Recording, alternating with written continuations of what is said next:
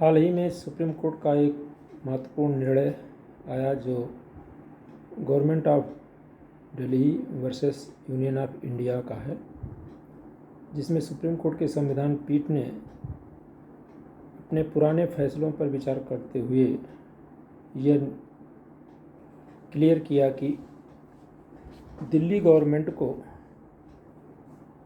Police, public order और land के को छोड़कर बाकी ऐसे सभी सब्जेक्ट जो स्टेट लिस्ट में हैं, खासकर सर्विस के बारे में, उसमें दिल्ली गवर्नमेंट को अधिकार है और चीफ मिनिस्टर, उनकी कैबिनेट की सलाह पर लेफ्टिनेंट गवर्नर काम करेंगे उस संबंध में।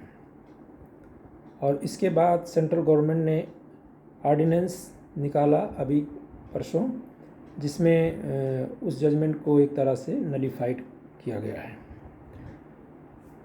तो इस पर हम विचार करते हैं कि सुप्रीम कोर्ट के जजमेंट जो होते हैं उसको नलीफाइड करने के जो विधायिका द्वारा संशोधन या नए ऑर्डिनेंस या कानून लाए जाते हैं, उसके बारे में क्या इतिहास रहा है और उसके इफ़ेक्ट क्या रहे हैं और क्या इस संबंध में सुप्रीम कोर्ट के फैसले हैं।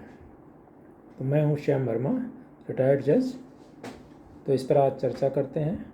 और हमारे चैनल को अगर आपने सब्सक्राइब नहीं किया तो सब्सक्राइब करने का कष्ट करें, सब्सक्राइब करें, शेयर करें और लाइक करें। तो आगे भी मैं और इस बिंदुओं पर और नई जानकारियां देता रहूँगा। तो सबसे पहले बात करते हैं कि विधायिका को अधिकार कहाँ पर है, जो अमेंडमेंट का और रिपील का, ये सब अधिकार कहाँ है। तो संविधान के अनुच्छेद 368 के तहत ये अधिकार विधायिका को दिया गया है कि वह उसमें निर्धारित प्रक्रिया के अनुसार संविधान के किसी भी प्रावधान को जोड़ सकती है, बदल सकती है, निरस्त करने के लिए संशोधन कर सकती है। और संविधान की प्रक्रिया भी, जो संशोधन की प्रक्रिया है, वो 368 और आर्टिकल 368 कॉन्स्टिट्यूशन में दी गई है। सबसे पहले मामला 1951 में चंपकम द्वयराजन AIR 1951 सुप्रीम कोर्ट 226 में का आया। सुप्रीम कोर्ट के फैसले के प्रभाव को कम करने के लिए विधायिका के फैसले को रद्द करने का पहला उदाहरण था, जब कोर्ट के फैसले को दरकिनार करने के लिए उपखंड 4 अनुच्छेद 15 में जोड़ा गया। द्वयराजन वाले मामले में न्यायालय के फैसले से पहले सर्वोच्च न्यायालय ने माना था कि संपत्ति का अधिकार अनुच्छेद 19F के तहत एक संवैधानिक अधिकार है। इसे रोकने के लिए सरकार ने संविधान की 9वीं अनुसूची में अनुच्छेद 31A और 31B को सम्मिलित किया। इस संशोधन को शंकरी प्रसाद वाले मामले में चुनौती दी गई 1951 में, क्योंकि अनुच्छेद 31A ने भूमि सुधार कानूनों के संबंध में सरकार को व्यापक शक्तियां प्रदान की थीं और अनुच्छेद 31B ने उन कानूनों को न्यायिक समीक्षा से सुरक्षा प्रदान की थी। यानी ऐसा प्रावधान कर दिया कि इसका जुडिशियल रिव्यू, न्यायिक समीक्षा नहीं हो सकती। न्यायालय ने आगे कहा कि अनुच्छेद 13 के तहत कानून विधायी शक्तियों के तहत बनाए गए सामान्य कानूनों को संदर्भित करता है, न कि अनुच्छेद 368 के तहत किए गए संशोधन को। और यह माना जाता है कि अनुच्छेद 368 के तहत कोई सीमा निर्धारित नहीं की गई है, इसलिए यहाँ तक कि मौलिक अधिकारों में संशोधन किया जा सकता है, ऐसा शंकरी प्रसाद वाले मामले में सुप्रीम कोर्ट ने कहा। पश्चिम बंगाल बनाम बेला बनर्जी AIR 1954 के मामले में सुप्रीम कोर्ट के फैसले के बाद उसे रद्द करने के लिए संशोधन पारित करने की प्रवृत्ति जारी रही, जहां कोर्ट ने कहा, हालांकि विधायिका के पास मुआवजे का निर्धारण करने की शक्तियां थीं, राज्य द्वारा अधिगृहित संपत्ति के संबंध में भुगतान किया जाना है, हालांकि उस मुआवजा अधिगृहित संपत्ति के मूल्य के बराबर होना चाहिए। यानी जो लैंड एक्विजिशन किए जाते हैं उसके बारे में था। मुआवजा जो है अधिगृहित की गई संपत्ति के मूल्य के बराबर होना चाहिए, ऐसा कहा गया। इसके परिणाम स्वरूप 1953 में चौथा संवैधानिक संशोधन अधिनियम आया। इसके द्वारा विधायिका ने अनुच्छेद 31A में खंड 2 और खंड 2A को जोड़ दिया, जिसमें ये प्रावधान कर दिया गया कि अधिग्रहित संपत्ति के लिए भुगतान किया गया मुआवजा अपर्याप्त है। इस आधार पर एक अदालत किसी भी कानून पर सवाल नहीं उठा सकती। यानी रोक दिया गया कि ये मुआवजा अपर्याप्त है, तो इस आधार पर किसी कानून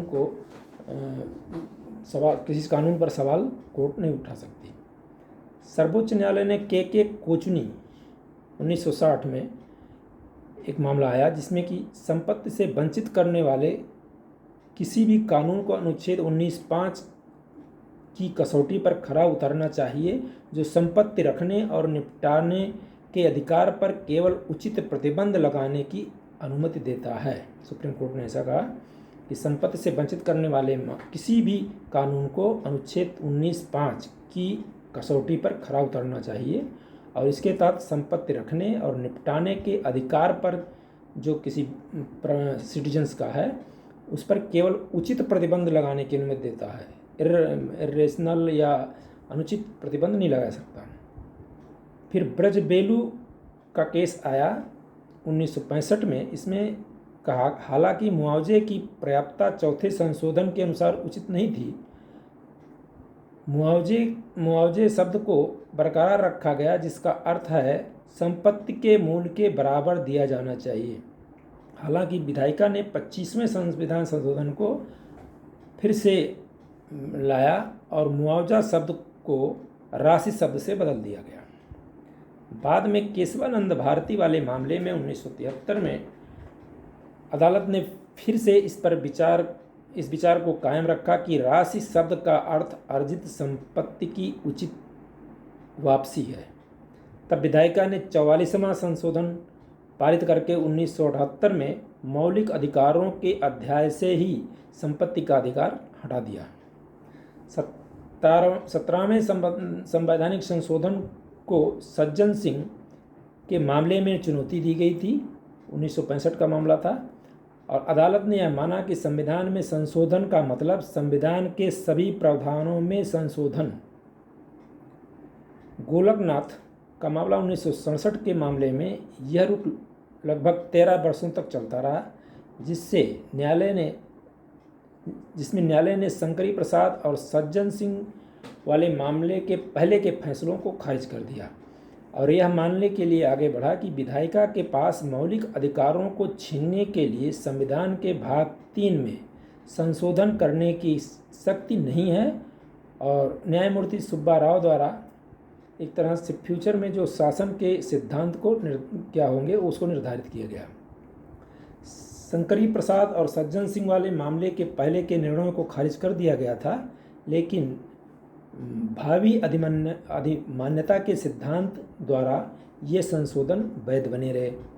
गोलकनाथ वाले मामले में न्यायालय द्वारा निर्धारित कानून को दूर करने के लिए विधानमंडल द्वारा 24वां संविधान संशोधन पारित किया गया था और संविधान में खंड 13(3) जोड़ा गया,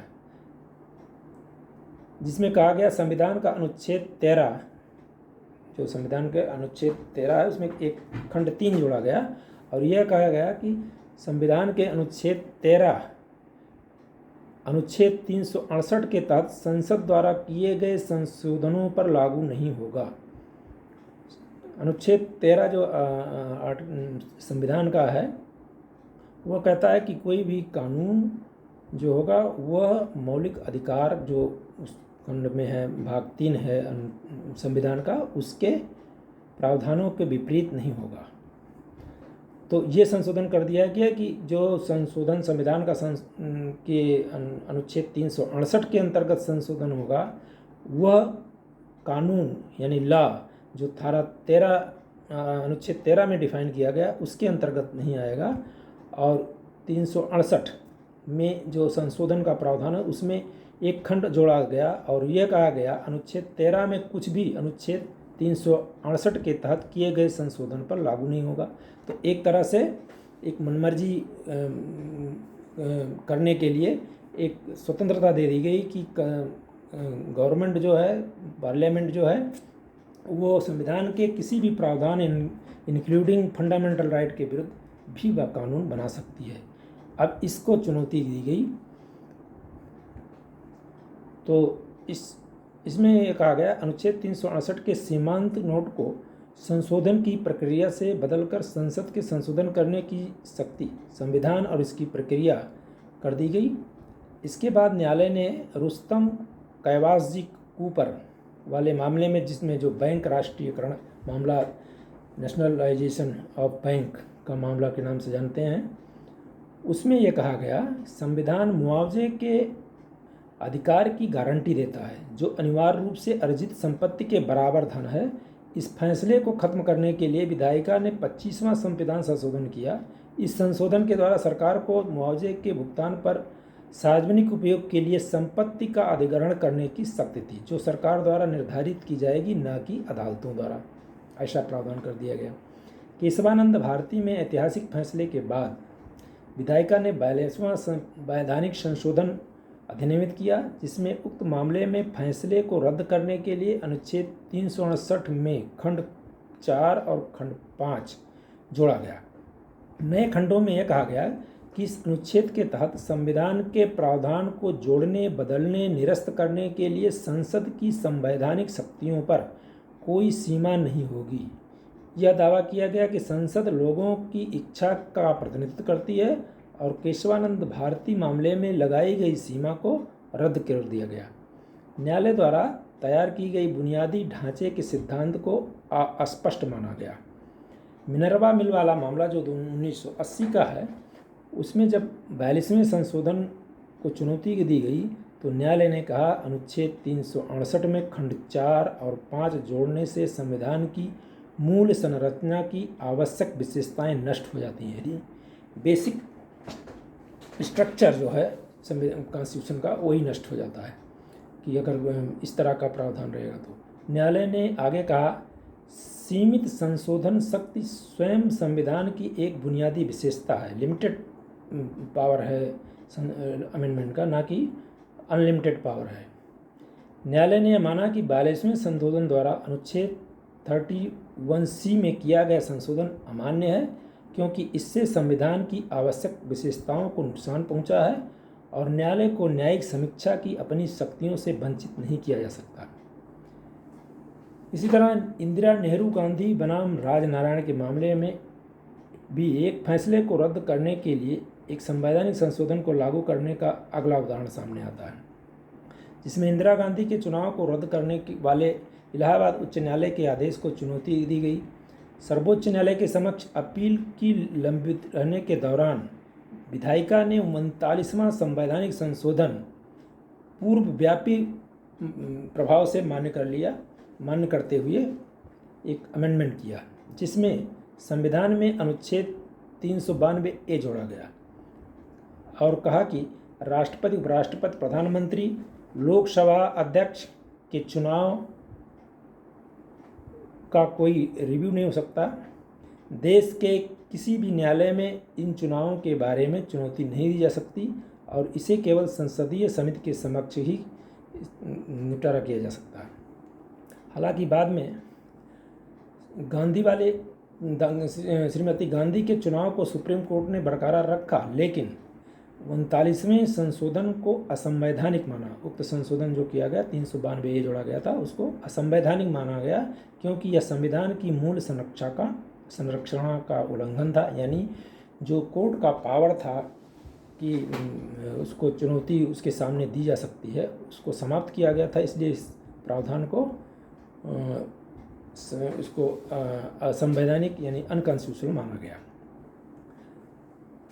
इसी तरह 1985 में साबानो बेगम का केस आया, जिसमें सुप्रीम कोर्ट ने कहा कि एक मुस्लिम पत्नी भी गुजारा भत्ता पाने की हकदार है और कोर्ट ने माना कि एक मुस्लिम पत्नी इद्दत के बाद भी भरण पोषण पाने की हकदार है। इद्दत क्या होता है? इद्दत 3 चंद्र महीने यानी लूनर मंथ का होता है, उसे इद्दत कहते हैं, प्योरिटी का। और यह कहा कि इद्दत पीरियड के बाद भी उसे भरण पोषण का अधिकार तब तक है जब तक कि वह पुनर्विवाह नहीं कर लेती। अब इस फैसले के बाद पार्लियामेंट से एक एक्ट आया, मुस्लिम महिला तलाक पर अधिकारों का संरक्षण अधिनियम 1986, और इसमें उस सुप्रीम कोर्ट के फैसले को नलीफाई करने के लिए ये एक्ट बनाया गया। और इसमें यह कहा गया कि मुस्लिम महिलाओं को गुजारा भत्ता का अधिकार जो है दिया गया फैसले में वो नहीं रहेगा। हालांकि बाद में फैसले में डैनियल लतीफ़ी बनाम भारत संघ और जो 2001 का है, और 2005 में 15 में एक शाहिद खान का केस आया, शाहिदा खान 2015 में। इसमें सुप्रीम कोर्ट ने साबानो वाले फैसले की वैधता जो थी उसको बरकरार रखा, और अधिनियम जो बना था 1986 को उसको काफ़ी हद तक डाइल्यूट किया। और यह कहा है इसमें जो केस आया 2001 में लतीफ़ी का, डैनियल लतीफ़ी का, इसमें कहा कि नहीं, जो मुस्लिम महिला है वह जब तक शादी नहीं करती तब तक, पुनः शादी नहीं करती तब तक उसे भरण पोषण का अधिकार बना रहेगा। और दूसरा जो मामला था इसमें जो 2015 का है, शाहिदा खान, इसमें मामला ये था कि जो उसका पति था वह फोर्स में था और उसकी आमदनी बढ़ गई थी, तो उसमें जो भरण पोषण का दिया गया था आदेश, उसको और बढ़ाने, भरण पोषण की रकम बढ़ाने के लिए गया, तो सुप्रीम कोर्ट ने कहा नहीं, उसकी रकम बढ़ाई जाएगी, और जो इसकी इनकम और दोनों की परिस्थितियां क्या हैं उसको देखते हुए उसके इनकम को, जो उसका भरण पोषण का रकम था उसको बढ़ा दिया। 2015 में अभी जो महत्वपूर्ण जो एक नेशनल जुडिशियल कमीशन का जो मामला था, जो एक्ट आया था, उसमें advocate on record association, supreme court advocate on record association और बनाम भारत संघ, AIR 2015 सुप्रीम कोर्ट 5457, इस मामले में जो मुख्य प्रावधान था वह जोड़ा गया था 124 का अनुच्छेद संविधान में। और इसमें ये बताया गया कि सुप्रीम कोर्ट के, हाई कोर्ट जजों की नियुक्ति कैसे होगी, कौन उनकी ट्रांसफ़र पोस्टिंग कैसे होगी, उसके बारे में एक जो chief justice, law minister, home minister, principal home secretary central government के, और इनके एक मेंबर्स, राष्ट्रपति द्वारा नामित मेंबर, ये सब इसके सदस्य रहेंगे।